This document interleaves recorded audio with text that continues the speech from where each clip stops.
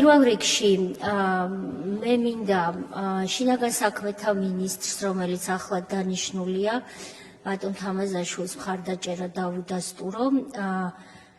ბევრისთვის ამ დარბაზში, მაგრამ ალბათ განსაკუთრებით ჩემთვის კარგად არის ცნობილი თუ რამხელა ტვირთის განცდა, როცა ახლად ინიშნები, მით უმეტეს ასეთ დიდ სისტემაში მინისტრად და მას მინდა წარმატებები ვუსურვო.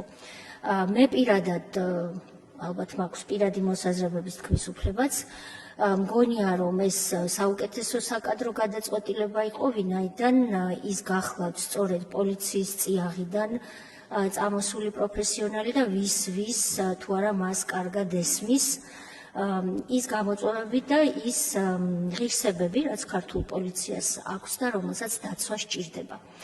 მე აქვე ვიტყოდი, ადრეც მithქვამს, მაგრამ გავიხსენებ, რომ იყო დრო, როცა საქართველოს არც დროშა ჰქონდა, არც ჯარი ჰყავდა, არც პოლიცია ჰყავდა და ჩვენ არ ვიყავით დამოუკიდებლები. თუ ამას ხშირად გავიხსენებთ ხოლმე, ალბათ უკეთ შევაფასებთ უფრო ობიექტურად რაღაც რეალობებს.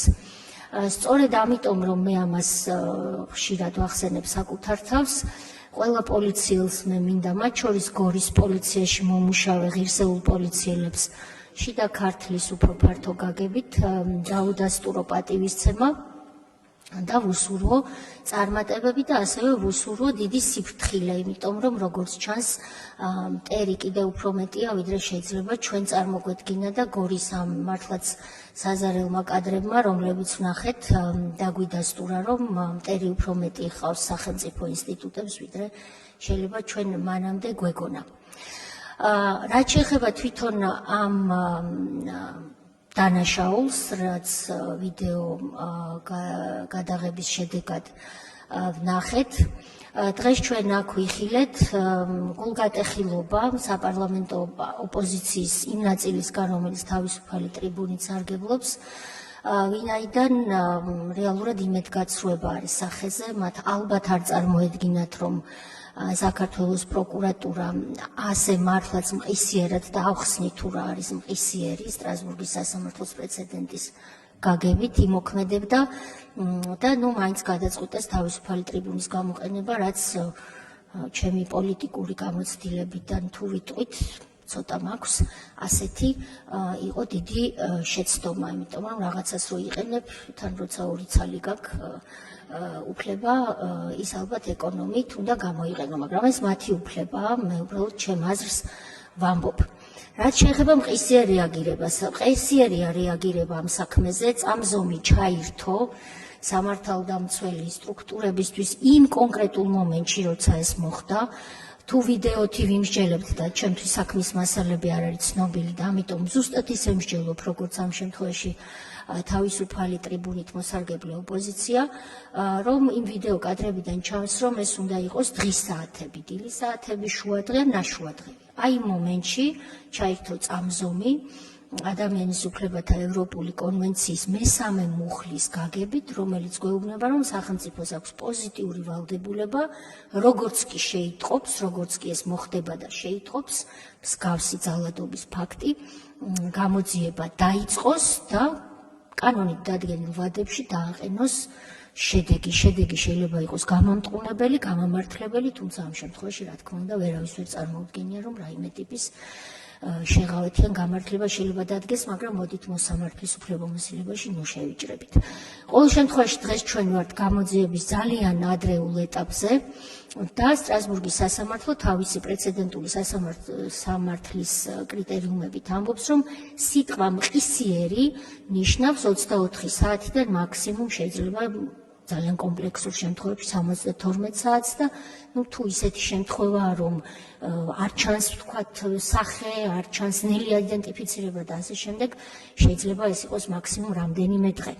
ანუ ჩვენ უფრო მყისიერი რეაგირება გვაქვს დღეს სახეზე, ვიდრე ამას ითხოვს სტრასბურგის კატეგორიული პრეცედენტი. ამიტომ ამ საქმეს თუ დანარჩენიც სწორად გაგრძელდა სტრასბურგის სასამართლოში სახელმწიფოს წაგება არ უწერია, ამიტომ მადლობა პროკურატურას და ყველა იმ სამართალდამცველს, ვინც რეაგირება მოახდინა.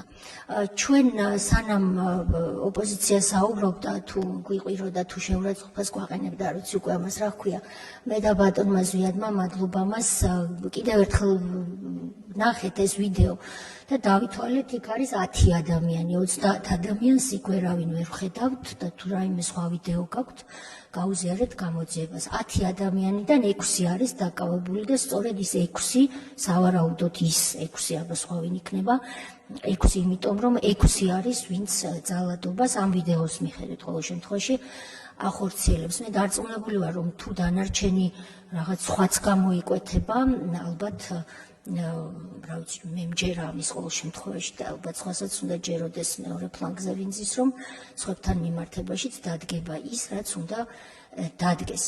ამიტომ კოვზი ჩაგვივარდა ნაცარში და უყვირით, ნერვიულობთ, თავისუფალი ტრიბუნაზე ჩაგვივარდა ნაცარში, ამას მოავყვებით. მე ძალიან ხშირად თუ ბატონი შალვა უფლებას მაძლევს ვისაუბრებ, იმიტომ რომ წელიწად ნახევარია მე იშვიათად ვისარგებლე ამ მიკროფონით და მგონი ზოგიერთს გონია რომ ან ენა დამრჩა სახლში.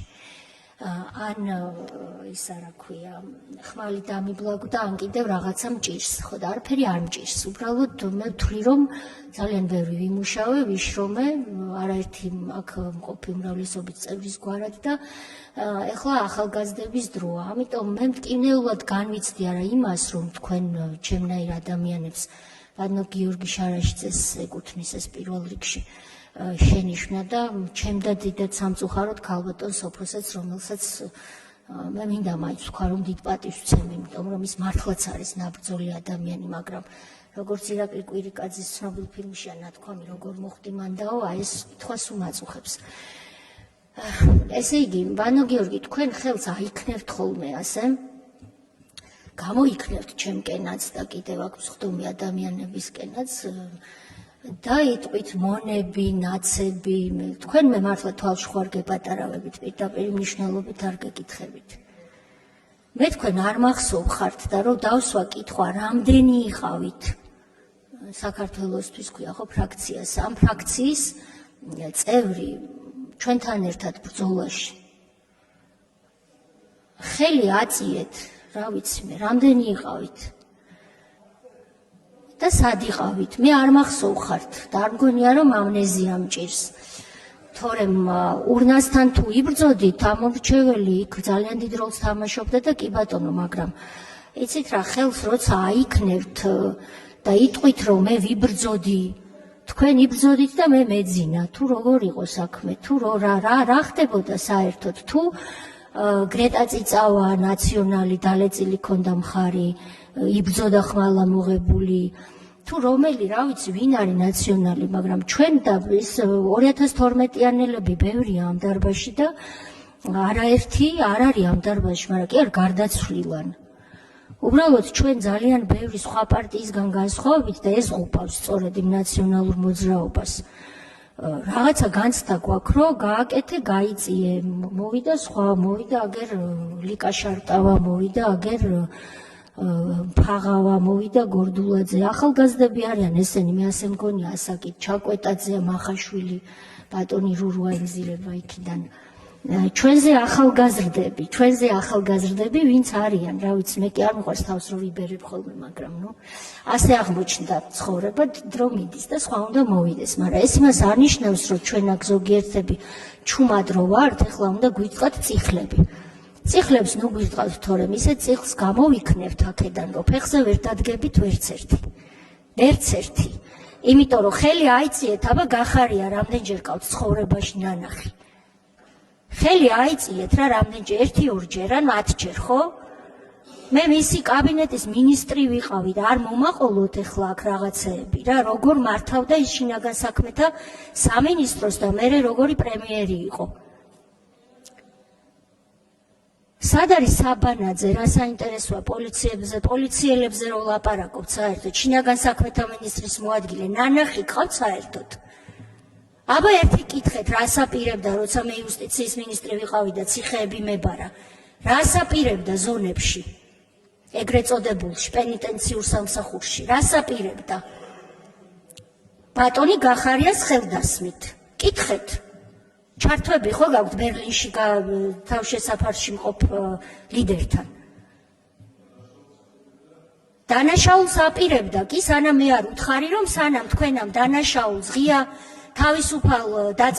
თავისუფლების აღკვეთის ღია დაწესებულებას ჩაიდენთ იქ კარებში მე დაგხვდებით მეთქი დანარჩენი თვითონ მოგიყვნენ გამომივიდნენ აქ სპეტაკები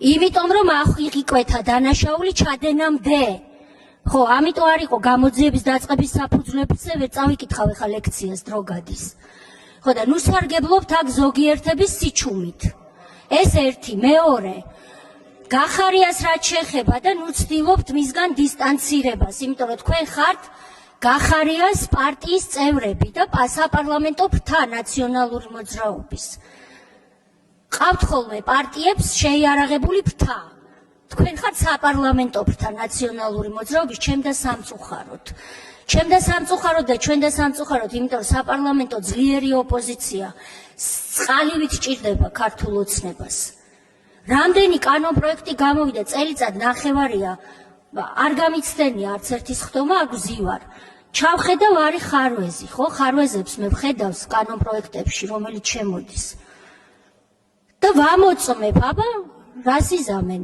ითქვიან თუ არა ამ ხარვეზის შესახებ არც ერთ ხარვეზე რომელიც მე ჩემი მოგზალებული შესაძლებლობებით დამინახავს უმრავლესობის მიერ ან აღმასრულებელი ხელისუფლების მიერ ინიციირებულ კანონპროექტში არც ერთზე ხელი არ აგიწევიათ იმიტომ რომ ვერ ხედავთ ან არ ხედავთ და არარსებულ თემებზე მართავთ თავისუფალ ტრიბუნებს არარსებულია უკვე თემა იმიტომ რომ გამოძიება მიმდინარეობს დღევანდელი თავისუფალი ტრიბუნა თქვენ მიერ გამოყენებული და არ ვიცი ამას რა ეშველება ვადნოშალვა რეგლამენტში აცვლილება შესატანი თუ რა პირდაპირ არის უხეში ჩარევა გამოძიებაში პირდაპირ ერევით რაც არის კანონით აკრძალული გამოძიებაში ჩარევა ეს არის ხნეშა არშველის ამას სამწუხაროდ ცოტა მეტი წიგნის წაკითხვაა საჭირო მათ შორის იურისპრუდენციაში აქ არა ვარ სტუდენტურ თვითმმართველობაში ბატონო გიორგი ცოტა უფრო მეტი ასაკი გაქვთ დღეს და უფრო მეტი სერიოზულობა